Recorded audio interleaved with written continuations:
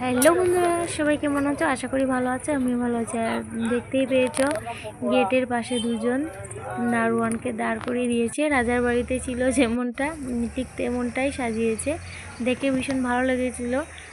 তো ভাবলাম তোমাদেরকেও শেয়ার করি। আর অনেক ফটো উঠেছি তাদেরকে নিয়ে, অনেক ভালো লেগেছে। আমরা না অনেকেই উঠেছে। আর এই যে সামনেই আছে গণেশ ঠাকুরের মূর্তি। এই যে এখানে গণেশ ঠাকুরের মূর্তিটাকেও খুব সুন্দর করে সাজিয়েছে। এই যে খুব ভালো লাগছে। আর দুপাশে কনের ছবি, বর কনের ছবি রয়েছে। তো এখানে আমরা কিছুক্ষণ দাঁড়িয়ে ফটো উঠেছি। আর এই যে চলে যাচ্ছি ভিতর দিকে।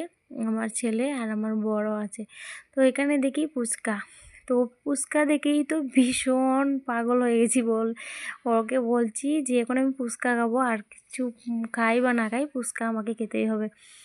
তো ফুচকা খেয়ে নিয়েছি, বেশি খেতে পারিনি বন্ধুরা, মাত্র 7টা ফুচকা খেয়েছি।